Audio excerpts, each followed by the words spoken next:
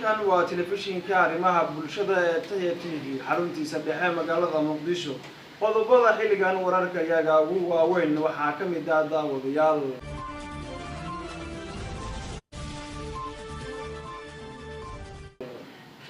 madaxweynayaasha Soomaaliya iyo Kenya ayaa la filayaa in saacadaha soo aadan ay isku arkaan magaalada Nairobi kulankan oo garoodeen ka yahay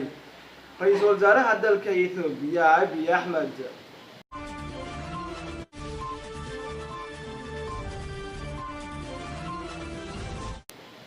ciidamada ammaanka magaalada Gaalkacyo ayaa soo qabtay dhalinyaro lagu sheegay inay qayb ka yihiin ragga awooraya falalka ammaanka ka baxsan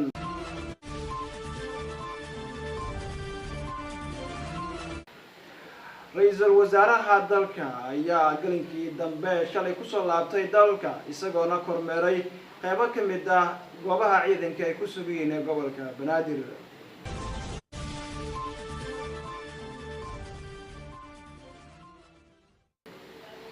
mid ka mid ah xildhibaanadii dhawaan booqday magaalada Kismaayo isla markaana sheegay in uu qayb ka yahay musharaxiinta dhawaan ka qayb gali doonta doorashada maamulka Jubbaland ayaa fariin adag u diray bulshada magaalada Kismaayo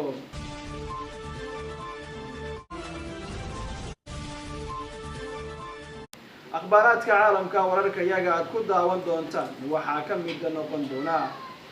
afayeen u hadlay wasaaradda arrimaha dibadda dalka Pakistan ayaa sheegay in ay iska difaaci doonaan awood kasta oo military oo kaga timaada xagga waddanka India xubnihii isboortiga iyo dhaqaalaha ayaad ku daawan doontaan wararka iyaga ee u diyaar garoowa qodobadaas oo faahfaahsan oo idiin soo jeediyo anigu ah Cabdi Fataax Ali Umar